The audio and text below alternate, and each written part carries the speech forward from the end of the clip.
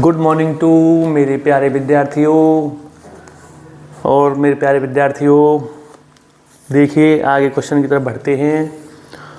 तो कल ये मैंने ट्रिग्नोमेट्री का क्वेश्चन बताया था, तो लास्ट में ये थोड़ा सा कट गया था तो उसमें वीडियो में, तो मैं उसे थोड़ा सा पूरा कंप्लीट करता हूँ।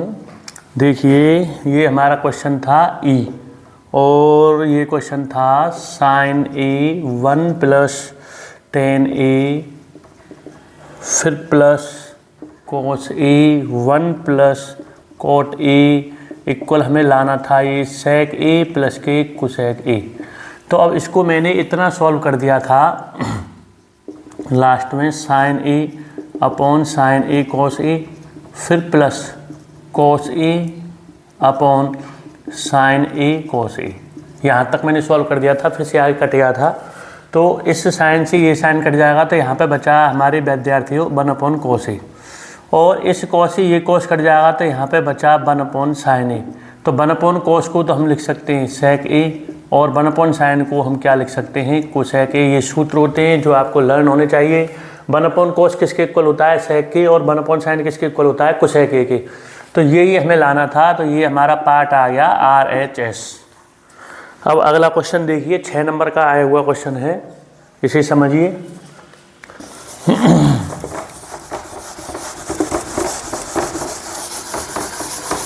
अब देखिए अगला क्वेश्चन है ऊंचाई 220 सेंटीमीटर आधार व्यास इतने वाले एक बेलन। देखिए ये है क्वेश्चन हमारा।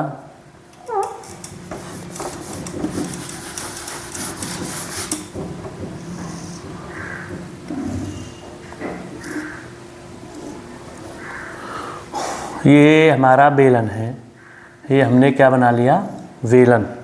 क्वेश्चन नंबर इसमें 3rd है ये, और ये 6 नंबर का क्वेश्चन पेपर में आया हुआ है, अच्छा क्वेश्चन है। तो ऊंचाई ये इसको हम क्या बोलते हैं सिलेंडर बोलते हैं।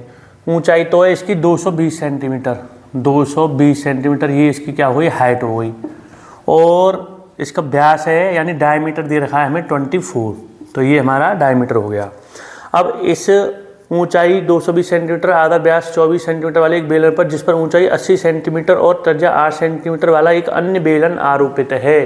तो इस पर हमने एक और बेलन बना दिया ऊपर, वो बेलन इस प्रकार बना हुआ है। तो अब इसमें क्या दे रखा है हमें, इस बेलन की जो ऊंचाई है ये है 60 सेंटीमीटर, ये कितनी है हमारी 60 सेंटीमीटर है, और 8 सेंटीमीटर त्रिज्या वाले, और 8 सेंटीमीटर और त्रिज्या 8 सेंटीमीटर वाला। अब इसकी जो रेडियस दे रखी है, अब हमें इसकी रेडियस दे रखी है, इसमें तो डायमीटर दिया हुआ था हमें 24 सेंटीमीटर, इसमें हमें रेडियस दे रखी है, और इसकी रेडियस दे रखी है हमें 8। ये कितनी दे रखी है हमें रेडियस 8 दे रखी है, ये हमें रेडियस कितनी दे रखी है 8 दे रखी है। अब हमें क्या करना है, इस पूरे इसका हमें वेट बताना है, द्रव्यमान फाइंड करना है। जब 1 सेंटीमीटर लोहे का द्रव्यमान हमें दे रखा है 8 ग्राम, 1 सेंटीमीटर क्यूब लोहे का द्रव्यमान ये दे रखा है हमें, 1 सेंटीमीटर लोहे का द्रव्यमान दे रखा है हमें 8 ग्राम।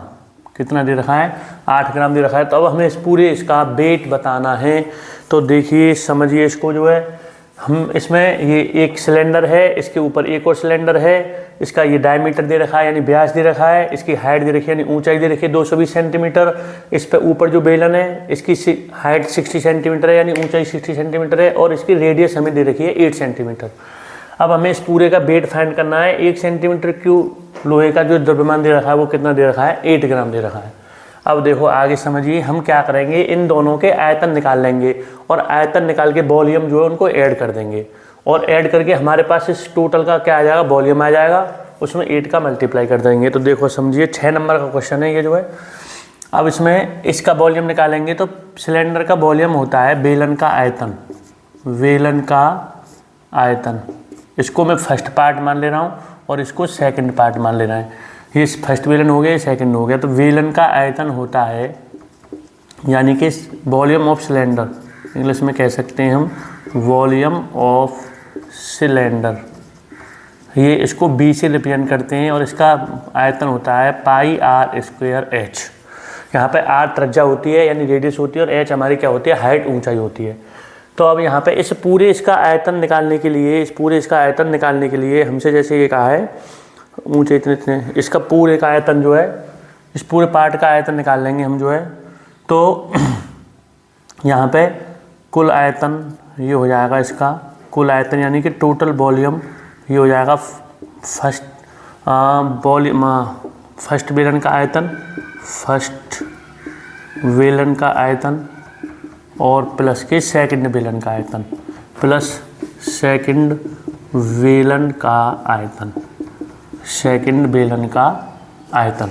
अब इसमें फर्स्ट बेलन का आयतन इसका निकाल लेंगे तो ये हो जाएगा हमारा पाई। अब इसका डायमीटर दे रखा है हमें 24, ये हमें डी का मान कितना दे रखा है 24, तो आर बराबर इसकी हो जाएगी d/2, तो ये हो जाएगी 24/2, तो ये कितनी आ गई हमारे पास 12 सेंटीमीटर आ गई। तो पाई आर स्क्वायर यानी ये हो गया 12 का स्क्वायर, फिर मल्टीप्लाई। अब इसकी जो ऊंचाई है यानी एच का मान है वो कितना है हमारा 220। भाई मैंने ये वैल्यू इसमें सूत्र में रख दी है जो है। इसकी रेडियस हमारी हो गई, ये पूरा डायमीटर 24 है यानी व्यास, तो त्रिज्या इसकी आधी होती है, तो ये मैंने 12 निकाल ली, यहाँ पे रख दी जो है। फिर सेकंड बेलन का आयतन निकालेंगे तो पाई, फिर अब इसमें आर स्क्वायर, अब आर इसकी कितनी 8 है हमारे पास, 8 का स्क्वायर मल्टीप्लाई इसकी जो ऊंचाई है यानी एच का मान है वो कितना है 60 है। अब इसमें से हम क्या करेंगे, आप इसको सरल बनाने के लिए आप ऐसा कीजिए, पाई इसको लिख लो ऐसे 12 × 12, इसको लिख लो ऐसे इस तरह से 22 × 10, फिर प्लस पाई 8 × 60। अब देखिए मैं इसमें से कॉमन लेना चाहता हूँ, तो एक तो पाई कॉमन आ रहा है हमारा, उसके बाद इसमें से 10 कॉमन ले सकते हैं, एक 10 कॉमन आ रहा है, फिर इसके बाद इसमें 4 का इसमें भी डिवाइड हो रहा है, इसमें भी हो रहा है, तो 4 इसमें से कॉमन ले लीजिए और 4 इसमें से कॉमन ले लीजिए। तो अब बाकी बचे हुए पार्टों को आप अंदर लिख दीजिए। तो यहाँ पे पाई कॉमन ले लिया, अब इसमें से हमने 4 कॉमन लिया तो यहाँ पे कितना बचा 3, इसमें से 4 कॉमन लिया तो यहाँ पे कितना बचा 3, और यहाँ पे क्या बचा 22, फिर प्लस क्योंकि ये 10 यहाँ पे कॉमन ले लिया मैंने। अब यहाँ से पाई कॉमन ले लिया, इसमें से 4 कॉमन लिया, यहाँ पे क्या बचा 2, इसमें से 4 कॉमन लिया, यहाँ पे क्या बचा 2, और इसमें से 10 कॉमन लिया तो यहाँ पे क्या बचा 6। अब इसको सॉल्व कर लो तो ये हो जाएगा 160 पाई, और ये हो गया आपका 3 3 9, 9 का फिर 22 में मल्टीप्लाई कर लेंगे तो ये हो जाएंगे 198, फिर प्लस, और ये 2 2 2 4 4 6 24, इतना आ गया निकल के। अब इसको फिर ऐड कर लीजिए 160 पाई। अब 8 और 4 कितने हो गए 12 हो गए, 1 कैरी, और ये 9 और 2 11, 11 और 1 12, फिर 1 कैरी, फिर 1 और 1 2। अब इसमें पाई की वैल्यू 22/7 होती है, तो 7 मैंने इसलिए नहीं रखी है क्योंकि 7 का ना इसमें डिवाइड हो रहा ना इसमें डिवाइड हो रहा, तो आपको रखने की कोई आवश्यकता नहीं है बिल्कुल भी। आप यहाँ पे और थोड़ा क्वेश्चन लेंदी होगा जो है, आप यहीं पे अपना समय की बचत कर सकते हो, इसी पे क्या कर सकते हो, ये फिर दोबारा समझिए। यहाँ से मैंने पाई कॉमन लिया, ये पाई कॉमन ले लिया, ये पाई कॉमन ले लिया, इसमें से 10 कॉमन आ जाएगा, इसमें से ये 10 कॉमन आ गया, इसमें से 4 4 कॉमन ले लिए दोनों, तो यहाँ से पाई कॉमन आ गया, इसमें से 10 यहाँ पे कॉमन आ गया, तो 4 इसमें से 4 का डिवाइड करेंगे यहाँ पे कितना बचा 3, इसमें 4 का डिवाइड करेंगे यहाँ पे कितना बचा 3, और यहाँ पे कितना बचा 22, फिर प्लस, फिर पाई कॉमन ले लिया है, इसमें से 10 कॉमन लिया, यहाँ पे 6 बचे, यहाँ पे 2 2 बचे जो है। अब ये सॉल्व कर लिया मैंने, ये 4 4 16 160 पाई, और ये हो गया 3 3 9, 9 2 18, और 1 कैरी, 9 2 18, 18 और 1 19, 98 हो गया, ये 2 2 4, ये इतना हो गया। अब इसको ऐड कर दिया, 8 और 4 12, 9 और 2 11 और 1 12 और 1 और 1 2, इतना आ गया। अब ये आ गया हमारा निकल के 160 पाई मल्टीप्लाई 222। अब ये इतने सेंटीमीटर क्यूब, ये हमेशा आंसर वॉल्यूम जो आयतन होता है किसमें लिखेंगे, इतने सेंटीमीटर क्यूब, यानी इन दोनों बेलनों का आयतन इतना निकल के आया है। अब इसमें ये 1 सेंटीमीटर क्यूब, इसमें इतना वेट है जो है, तो इसका इसमें 8 का मल्टीप्लाई और कर देंगे, यानी इस कुल भाग का द्रव्यमान बराबर यहाँ पे लिख लेंगे कुल भाग का द्रव्यमान, कुल भाग का द्रव्यमान यानी कि वेट इक्वल, ये हो जाएगा आपका 160 पाई मल्टीप्लाई 222, फिर मल्टीप्लाई, फिर हम क्या कर देंगे इसमें 8 का मल्टीप्लाई, इन तीनों का आपस में मल्टीप्लाई कर लेंगे, सो ये आपका आंसर आ जाएगा। तो ये हो गया हमारा 8 2 16, इसमें 1 कैरी, फिर 8 2 या 16, 16 और 1 17, फिर 1 कैरी, फिर 8 2 या 16, 16 और 1 फिर 17, फिर मल्टीप्लाई 160 और फिर इस पाई को पीछे लिख दिया और यहाँ पे लिखेंगे पीछे हम GM। इसमें आंसर किस में देंगे? GM में, ग्राम में।